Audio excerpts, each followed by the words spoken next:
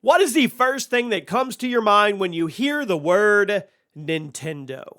I mean, it's almost like McDonald's in the food industry. When you hear the word Nintendo in the gaming industry, you just think of one of the most successful video game companies of all time. One of the most iconic worldwide, right? But just how well do you guys know this company? How well do you know the past, the history of Nintendo?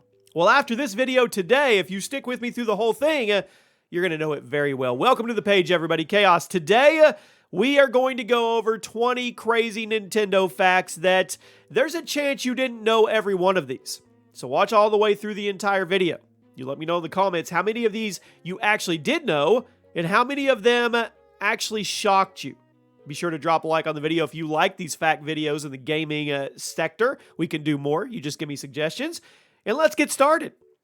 At number 20, Nintendo started as a playing card company. Now, this is an easy Google. Most of you probably know this. Despite being known as a video game company, it is actually well over 100 years old. I've been to the Nintendo store downtown New York City, Times Square. I've seen the old cards.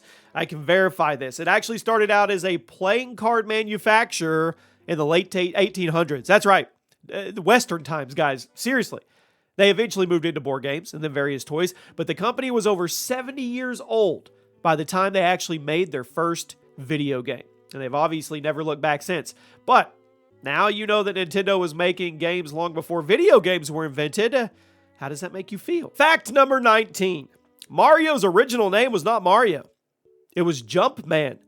Mario's first appearance in the video game was in 1981 with the arcade game Donkey Kong. However, his name could only be found in the game's instructions of the English version. The original Japanese version of Donkey Kong left Mario completely unnamed, but in the English version, he was referred to simply as Jumpman, not Michael Jordan Jumpman, Mario Jumpman. Eventually, the name was officially changed to Little Mario in the Donkey Kong sales brochure, and then briefly called Mr. Video. That's right, Mario was actually called Mr. Video before later being permanently renamed to Mario.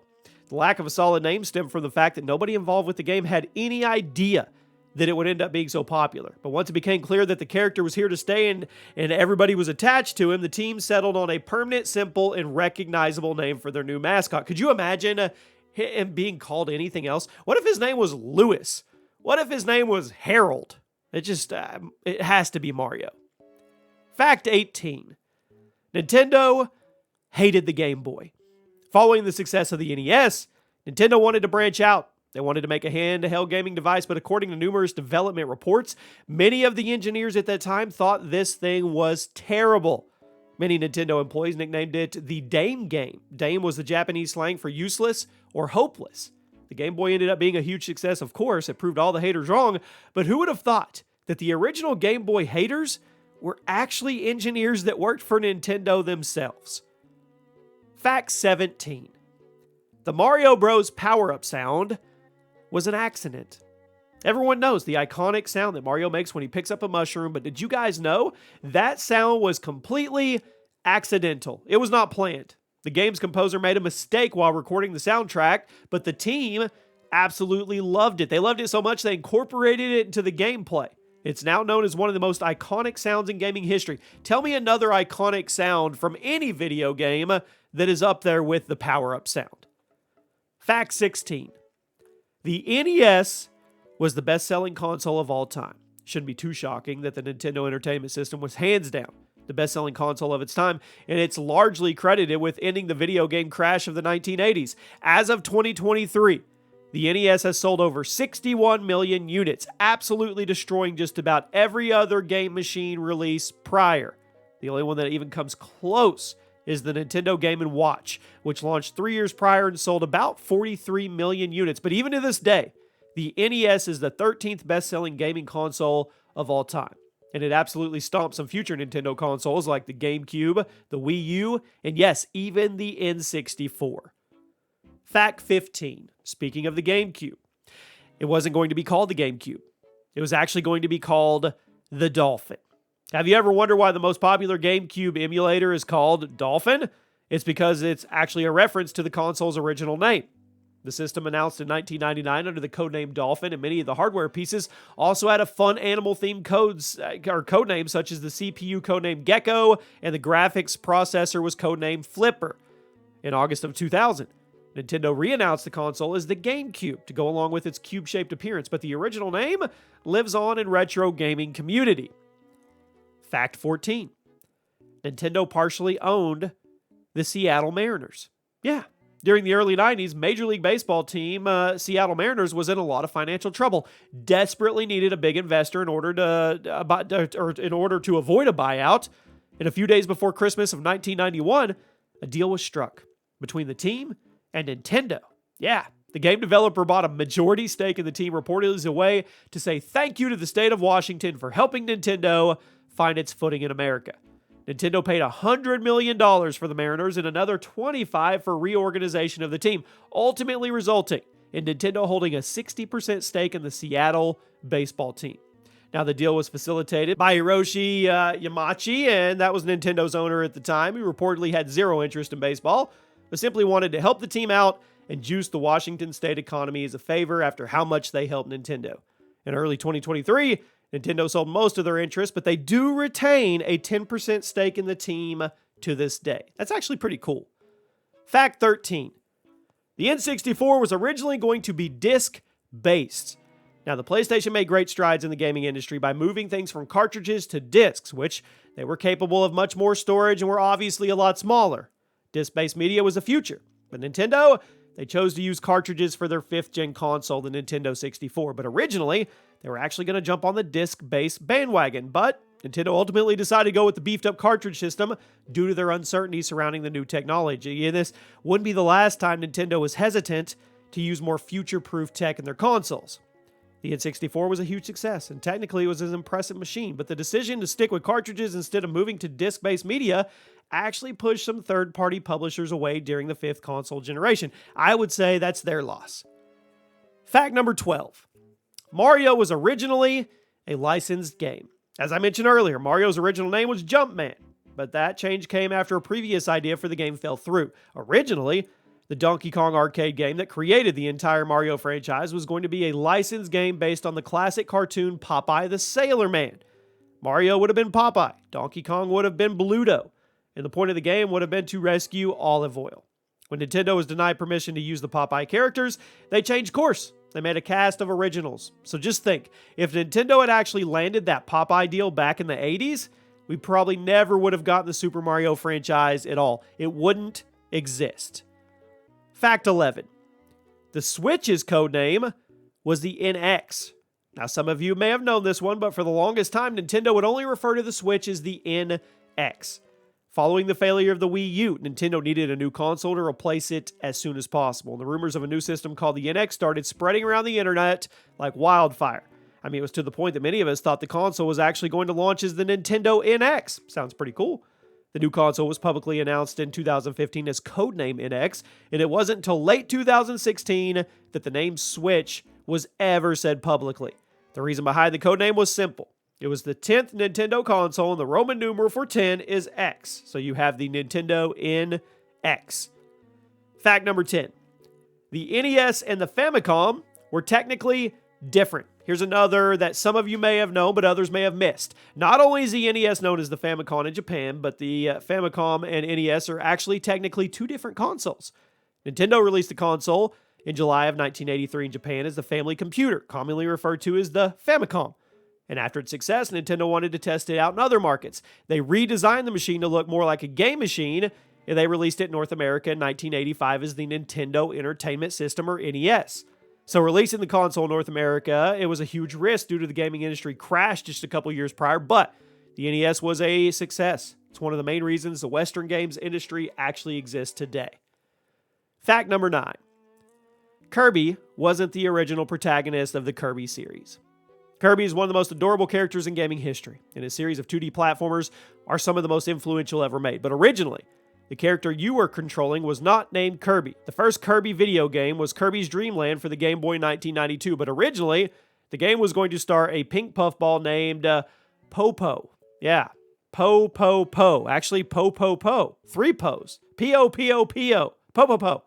And the franchise would have been called the Twinkle Popo series. Yeah, I'm not making this up. According to the stories, programming issues during Dreamland's development led to Popo Popo being given a placeholder sprite referred to as Kirby, although nobody on the original team seems to know why they settled on that name, but they did. To this day, nobody knows why the Kirby name stuck with the game's main character, nor is it entirely clear why the placeholder Kirby sprite ended up permanently replacing the original Popo Popo sprite, but whatever, it all worked out. Fact number 8. The Wii's original name was the Revolution. The GameCube may be one of the most iconic consoles in Nintendo's lineup, but it didn't actually sell that well. Nintendo kind of struggled during the 6 console generations, so they really needed their 7th gen effort to blow everyone out of the water, which is probably why the Wii started production as the Revolution. Not only was this meant to hype up Nintendo's planned return to dominance, but it was also a reference to the fact that this was the first video game console to primarily use motion controls. And speaking of the Wii, fact number 7. The Wii should have failed. Funny enough, just about everyone expected the Wii to flop leading up to its release in 2006, and there have been many accounts from people working on the PS3 and the Xbox 360 that basically said nobody took Nintendo seriously. It was the era of HD gaming, and both Microsoft and Sony were marketing to hardcore gamers with their new machines. So when Nintendo revealed their new motion-controlled system targeted at families and casual gamers, they were written off. They were written off by the entire industry.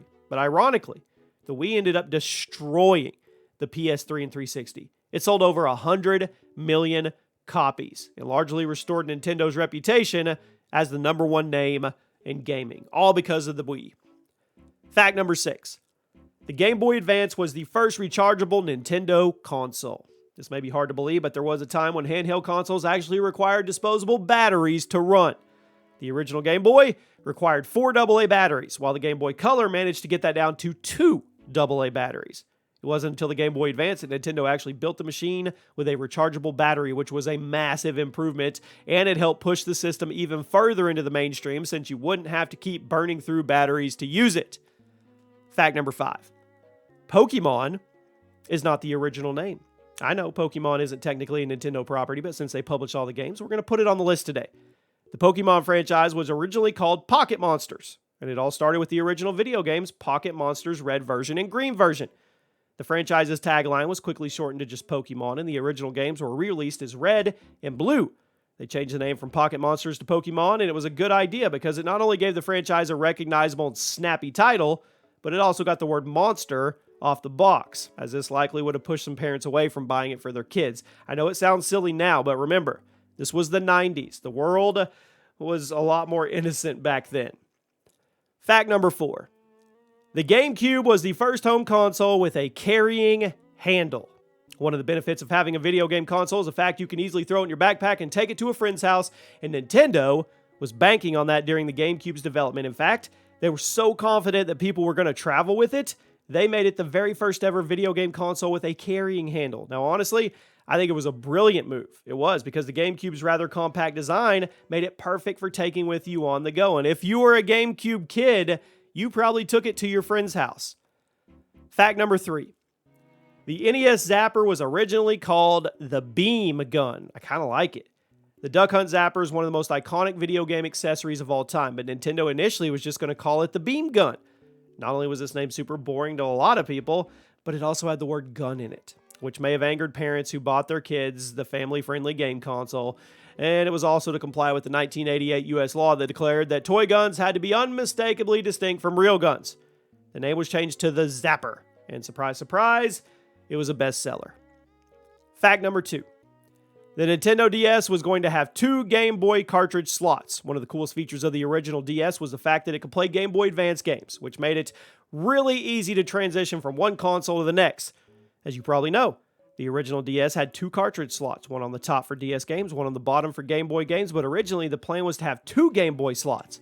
Functionally, this wouldn't have served much of a purpose because obviously you would only have been able to play one game at a time, but it would have been convenient for carrying cartridges, I guess, and you presumably would have been able to select a game you wanted to play at the home screen the same way you selected between the DS and the Game Boy game in the final version. Now, eventually, the plans for the second GBA cartridge slot were dropped due to technical limitations and a lack of actual usefulness, and I'm pretty sure Nintendo was only going to throw that second GBA slot as a way to show off their technical skills, but ultimately, cooler heads prevailed. and the system launched with just 1 GBA slot, which is all it needed in the first place. Fact number 1. The GameCube is not a cube, my friends. I hate to break it to you, but the GameCube isn't actually a cube. Sure, it's a great name for a console, and the system is widely loved by gamers worldwide, largely for the iconic shape, but the name is actually misleading. Contrary to popular belief, the GameCube is actually closer to a rectangular prism due to its dimensions being roughly 5.9 inches by 6.3 inches by 4.3 inches exposed. Obviously, if it were truly going to be a GameCube, all three of those measurements would be identical. You were this close, Nintendo. You almost got it, and then you just misled everybody. And there you have it, my friends. Those are 20 very interesting facts about Nintendo. It's fun to look back in retrospect. It's fun to look at the history of video games. If you would like more facts videos of other things, whether it be Xbox or PlayStation or individual things in the gaming world, definitely let me know. If you made it all the way to the end of the video, thank you very much. I'll see you soon.